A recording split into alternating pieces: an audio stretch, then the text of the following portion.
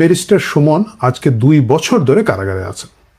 কারাগারে যে কেউ থাকতে পারে, সেটা নিয়ে আমার কোনো ধরনের অভিযোগ নাই, কিন্তু বাস্তবতা হচ্ছে ব্যারিস্টার সুমন সেখানে কেন আছেন। ব্যারিস্টার সুমনের বিরুদ্ধে 7টি মামলা করা হয়েছে।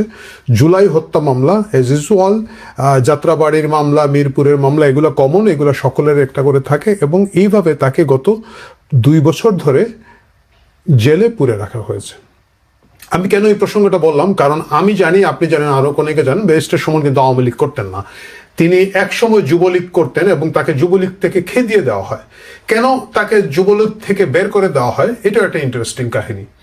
তখন বিভিন্ন জায়গায় থানার লোকজন হয়ে গেল পুলিশ, ওসি টোসি, এরা হয়ে গেল আওয়ামী লীগ। এরা দলীয় সিদ্ধান্ত নেয়, দলীয় কমিটি বানায় দেয়, লোকাল গ্যাঞ্জাম মিটায় দেয়, গ্রুপিং মামলা মিটায় দেয়।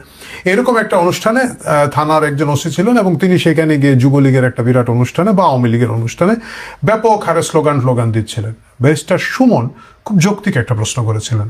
তিনি প্রশ্ন তুলেছিলেন যে প্রশাসনের লোকজনের এই দলীয়করণটা আদৌ দরকার কিনা না, এবং তিনি বলেছিলেন যে আওয়ামী লীগের মিছিলে স্লোগান দেওয়ার মতো আওয়ামী লীগের কি লোকের অভাব পড়েছে যে থানার ওসিকে সেই স্লোগান দিতে হবে। অবভিয়াসলি আমরা জানি আওয়ামী লীগের শেষ পর্যায়ে আওয়ামী লীগ আসলে চালাতো প্রশাসনের লোকজন, তারাই মালিক পক্ষ। সুতরাং ব্যারিস্টার সুমন আওয়ামী লীগে থাকতে পারেন নাই। তিনি স্বতন্ত্র প্রার্থী হিসাবে নির্বাচন করেছিলেন 23 সালে এবং আওয়ামী লীগের মন্ত্রী পরিষদের একজন হেভি ওয়েট নেতাকে হারিয়ে তিনি এমপি হয়েছিলেন। খুব অল্প দিনের মতো এমপি হয়েছিলেন, এবং সেই সময় তিনি এই যে এখন আমরা হাসনাত আবদুল্লাহ এবং অন্যদের দিয়ে শিহরিত হই যে তারা এই করছেন সেই করছেন, সেই ট্রান্সপারেন্সিটা, সেই কি বলা যায় পরিষ্কার বিলি বন্টন, চা শ্রমিকরা কত টাকা পাচ্ছেন, কয়টা বুট এসেছে, কয়টা রেইনকোট এসেছে, তিনি সেগুলো নামের তালিকা দিতেন, বিভিন্ন অনুষ্ঠানে বলতেন এবং প্রকাশ্যে রাখতেন, এবং তিনি খুব সততার সাথে এমপির দায়িত্বটা পালন করছিলেন বলে জনমনে একটা বিশ্বাস আছে। সেই ব্যারিস্টার সুমনকে 2 বছর ধরে রেখে দেওয়ার জন্য, তিনি পুলিশ অফিসার ছিলেন না যে গুলি করে ফেলেছেন আওয়ামী লীগের, এমন আওয়ামী লীগের তো নেতা ছিলেনই না যে না বুঝতাম যে না উনি ওই এলাকায় ছিলেন, ওইখানে উনি গুলি করেছেন, কিছু একটা বলা যাবে। এই যে ঢালাও হত্যা মামলা করে তাকে দেওয়া হয়েছে, এইটুকু পর্যন্ত আমি হয়তো ভাবলাম যে তখন ইউনূসের কালো শাসন চলছে, সেই কালো শাসনের সময় কে যে কোথায় আটকে যাবে, ফেসে যাবে, কেউ কিছু বলতে পারে না। মামলা বাণিজ্য ছিল ইউনূস এবং তার ল্যান্ডবোর্ডদের একটা প্রফেশন, এবং সেই প্রফেশনের কারণে তারা বিভিন্ন লোকজনকে দিয়েছে। কিন্তু এখন যখন তারেক রহমানের নেতৃত্বে বিএনপি ক্ষমতায় আছে, তখন এই ব্যারিস্টার সুমনের মতো লোকজন কারাগারে কেন? অনেকেই বলবেন, আপনারা দর্শকরা বলবেন যে সরকারের এখানে কি করার আছে, এটা কি যেন স্বাধীন নিরপেক্ষ বিচার ব্যবস্থায় যদি তিনি বেরিয়ে আসতে না পারেন তিনি কারাগারে থাকবেন। ঘটনাটা মোটেও তা নয়। আমরা দেখলাম বিভিন্ন সময় এখন যে ঘটনাটা ঘটছে, ব্যারিস্টার সুমনের যখনই জামিন হওয়ার কোনো চেষ্টা হচ্ছে তখনই তাকে একেবারে তাড়াহুড়া করে সরকার, এমন অবস্থা হয়েছে সম্প্রতি 2টা মামলায় তিনি, আমি তারিখটা একটু দেখতে চাই, 2 মামলায় 18ই জুন মাত্র কয়েকদিন আগে তার এই 7টা মামলার মধ্যে 2টো মামলায় জামিন হয়েছিল। সেই 2টো মামলা যাতে আটকানো যায় এই জন্য চেম্বার জজের কাছে গিয়ে তাড়াহুড়া করে সরকার এই জামিনগুলো স্থগিত করেছে। মানে চেম্বার জজ হচ্ছেন গিয়ে যখন বিচারকরা ছুটিতে থাকেন, কার্যক্রম স্থিমিত থাকে, তখন জরুরি কাজের জন্য চেম্বার জজ দায়িত্বে থাকেন যাতে বিচার প্রক্রিয়াটা সবসময় থাকে, অ্যাক্সেস টু জাস্টিস থাকে। সেখানে সাধারণত জনগুরুত্বপূর্ণ বিষয়গুলো নিয়ে চেম্বার জজের কাছে যাওয়া হয়। কিন্তু আমরা দেখলাম তারেক রহমানের সরকার, তার আইনজীবীরা সেখানে গিয়ে ব্যারিস্টার সুমনের এই 2টো জামিন বাতিল করলেন। প্রিয় দর্শক, আপনি জানেন, আমি জানি, জনগণ জানে ব্যারিস্টার সুমন কেমন লোক, সেটাতে আমি যাচ্ছি না, কিন্তু এই হত্যাকাণ্ডের সাথে ব্যারিস্টার সুমনকে বাস্তবসম্মতভাবে তখন মেলানো বেশ কষ্ট। তখন আমি ভাবতে থাকলাম যে এই যে তারেক রহমান খুব সুন্দর করে ক্ষমা ও মহত্বের কথা বলেন, এটা উনি আসলে শুধু ডক্টর ইউনূসের কাছ থেকে পেয়েছেন তা না, আমার ধারণা ওনার পিআর টিম ওনাকে এটা বলে, এবং এটা ভালো লাগে এবং এটা হওয়া উচিত। তিনি কিছুদিন আগে প্রথমে বলেছেন যে তার যে শারীরিক অসুবিধা হচ্ছে, তার উপরে যে টর্চার হয়েছিল 111 সরকারের সময়, তিনি চাইলে এখন প্রতিশোধ নিতে পারেন, কিন্তু সেই প্রতিশোধ তো তার মেরুদণ্ডের বাঁকা হাড় সোজা করে দেবে না। আমরা সকলেই এটাকে অভিনন্দিত করেছি। রাষ্ট্রনায়কোচিত কথা বলেছেন।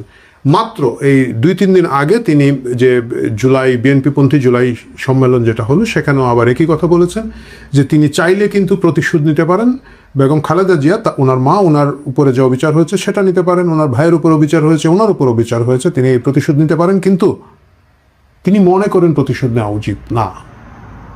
খুবই সুন্দর কথা, ভালো কথা। এত ভালো কথা, সুন্দর কথার পরেও তারেক রহমানের আইনজীবীরা শুধুমাত্র ব্যারিস্টার সুমনকে আটকে রেখেছেন তা না, এরকম আরো অনেককে আটকে রেখেছেন। এবং তখনই আমার প্রশ্নটা আসে, যদি খালেদা জিয়ার উপর হওয়া কোনো অত্যাচারের প্রতিশোধ না হয়, যদি তারেক রহমান বা তার পরিবারের সদস্যদের উপর হওয়া কোনো অত্যাচারের প্রতিশোধ তারা না নিতে চান, কিসের প্রতিশোধ তারা নিচ্ছেন? এবং তখনই খুব ইন্টারেস্টিংলি আপনি দেখবেন যে যাদের আটকে রাখা হয়েছে তারা সকলে আসলে সেই প্রতিশোধ স্পৃহাটা তারেক রহমান নিজের জন্য বা নিজের পরিবারের জন্য গুলোকে ক্ষমা করে দিয়েছেন, কিন্তু জামাত এবং যুদ্ধাপরাধীদের বিচার প্রক্রিয়া যারা যেখানে জড়িত ছিল তাদের প্রত্যেককে তারা কোনোভাবেই এই সুষ্ঠু আদালত প্রক্রিয়ার মাধ্যমে বের করে দেওয়ার কোনো ইচ্ছা প্রকাশ করছে না। ব্যারিস্টার সুমন তিনি কিন্তু একটা সময় ট্রাইব্যুনালের আইনজীবী প্যানেলে ছিলেন, পরবর্তীতে যদিও ছিলেন না, যুদ্ধাপরাধী বিচার প্রক্রিয়া ছিলেন। আমরা জানি ব্যারিস্টার তুরিন আফরোজ, মানে এরা তো আসলে আওয়ামী লীগের এমপি না, মন্ত্রী না। আওয়ামী লীগের যে চুরিধারী হয়েছে, আওয়ামী লীগের যে সন্ত্রাস হয়েছে যে গ্রুপটা, এই গ্রুপ কিন্তু এরা না, কিন্তু এখানে আছেন সাংবাদিক মোজাম্মেল বাবু, তারপরে ধরেন ফারজানা রূপা শাকিল, এই দম্পতিকে আজকে 2 বছর ধরে আটকে রাখা হচ্ছে। তাদের বাচ্চাটা অবর্ণনীয় কষ্টের মধ্যে বাইরে আছে। আমি বলছি না ফারজানা রূপা খুব ধোয়া তুলসী পাতা, আমি বলছি না যে বাকি সকলে খুব ধোয়া তুলসী পাতা, কিন্তু ফারজানা রূপা বা শাকিল এমন কোনো অপরাধ করেন নাই তাকে মাসের পর মাস, বছরের পর বছর আপনি কারাগারে রেখে দেবেন। মুজাম্মেল বাবু, ফারজানা রূপা, শাকিল, আমি ধরে নিলাম তারা আওয়ামী লীগের পক্ষে কথা বলেছেন, এটা তাদের একটা রাজনৈতিক অধিকার ছিল, তারা তাদের মতো বলেছেন।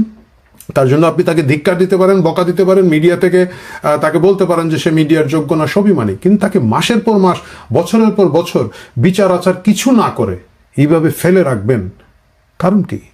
কারণ এরা যুদ্ধাপরাধীদের বিচারের সময় বিভিন্নভাবে মিডিয়ায় কথা বলেছে। শাহরিয়ার কবির, ঘাতক দালাল নির্মূল কমিটি, শহীদ জননী জাহানার ইমামের উত্তরসূরি, বয়োবৃদ্ধ, কিছুদিন আগে ওনার একমাত্র মেয়েটা মারা গিয়েছে, হাঁটতে পারেন না ঠিক মতো, ধরে ধরে হাঁটাতে হয়, মাসের পর মাস তাকে আটকে রেখেছেন। মানে এদের অপরাধ আসলে এত বড় কিভাবে হয়? মানে এরা তো তারেক রহমানের পিঠের মেরুদণ্ড ভাঙে নাই, খালেদা জিয়ার প্রতি কোনো ধরনের অন্যায় বিচারের সাথে তাদের কোনো ফিজিক্যাল বা তাদের কোনো ক্ষমতা ধরনের সম্পর্ক ছিল না। তারা হয়তো হ্যাঁ বলবেন যে না তারা সমর্থন দিয়েছেন, সমর্থন দেওয়াটা এত বড় অপরাধ হতে পারে না যে মৃত্যুর দিকে তাদেরকে এগিয়ে দিয়ে যাবেন। এবং অভিযোগ আছে যে কারাগারে তাদেরকে ওষুধ দেওয়া হচ্ছে না। মোজাম্মেল বাবুর পরিবারের কিছু সদস্যকে আমি শুনেছি বলতে যে তার যে ক্যান্সার হয়েছে তিনি যথেষ্ট পরিমাণ চিকিৎসার ওষুধ টষুধ পাচ্ছেন না। এরকম আরো অসংখ্য লোক যাদের কথা বলছি, তারা ছাড়াও অসংখ্য লোককে কারাগারে আটকে রাখা হয়েছে দিনের পর দিন, মাসের পর মাস। এবং তাদের যখন স্বাভাবিক প্রক্রিয়া জামিন হওয়ার দিকে যায়, ব্যারিস্টার সুমনের মতো যাদের জামিন হওয়ার দিকে যায়, তখন তারেক রহমানের আইনজীবীরা চেম্বার জজের দরজায় কড়া নেড়ে সেখানে ছুটে যাচ্ছেন এবং সেখানে গিয়ে জামিন বাতিলের জন্য আবেদন করছেন। এটা রেখে তারেক রহমান যতই বলুন না কেন যে তিনি সকলকে নিয়ে প্রতিশোধ না নিয়ে রাষ্ট্র চালাতে চান, রাষ্ট্রনায়ক হয়ে উঠতে চান, প্রশ্নটা থাকবে খালেদা জিয়ার প্রতিকৃত কোনো অন্যায় বা তারেক রহমানের হাড্ডি ভেঙে দেওয়া অন্যায়ের চেয়েও কোন বড় অন্যায় যেটা তার পিঠের ব্যথা তারকে এত ব্যথাতুর করে না? কিন্তু এই ব্যারিস্টার সুমন সহ আরো অনেক যারা যুদ্ধাপরাধীদের বিচার প্রক্রিয়া ছিলেন, শাহরিয়ার কবির সহ, সেই ব্যথায় কেন তিনি এত কষ্ট পান যে এদের জামিন সরকারি উকিলরা উঠে পড়ে লেগে থামিয়ে দিচ্ছেন?